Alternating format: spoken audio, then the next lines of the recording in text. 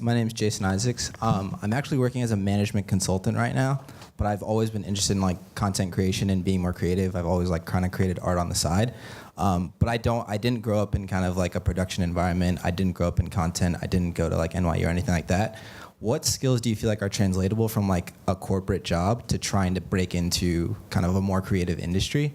Is it a matter of like kind of getting more on the business side and like trying to get myself in front of like kind of like content developers and producers, or do you think I can just jump right into production and content development? What advice do you have for someone that's taken potentially a more traditional route but is now realizing like I want to be more creative and express that side of myself?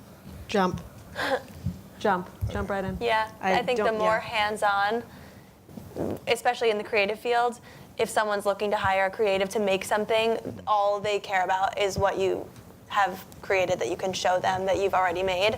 Doesn't matter what business role you were in, how well you can write, nothing. Like if you know what you want to create, do you have an idea of what types of art you want to make? I'm kind of, like as Zoe was mentioning earlier, I'm kind of open to like anything. Yeah. So I would pick something that you want to start with and make it, and if it's not the most fun, I mean, ideally you should be making something that's you're proud of when it's complete, but also that you're enjoying the process of, because if I've learned anything throughout my job, it's that if you're not enjoying it, it feels like work, there's no way you're going to want to keep it up. And you need to find something that you're writing or producing that you really enjoy every minute of it, even if it's still work at the end of the day and it's not as fun as watching Netflix. It is fun, and it's an enjoyable experience, and the more hands-on, the better. And you'll learn so much more by just picking up,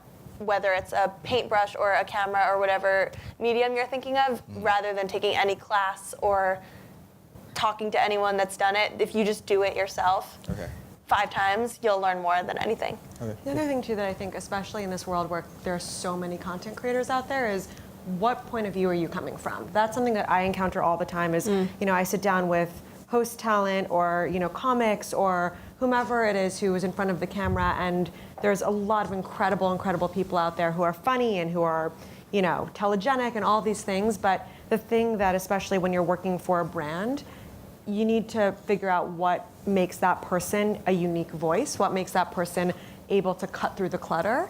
So honestly, coming from a diverse backdrop, that you weren't someone who, was thrown into this creative industry from day one, is use that to your strength, use that to your advantage of like, this is where I'm coming from and this is my perspective. I mean, thinking about Marcus Lemonis on The Prophet and the woman who wrote the Rich Bitch book.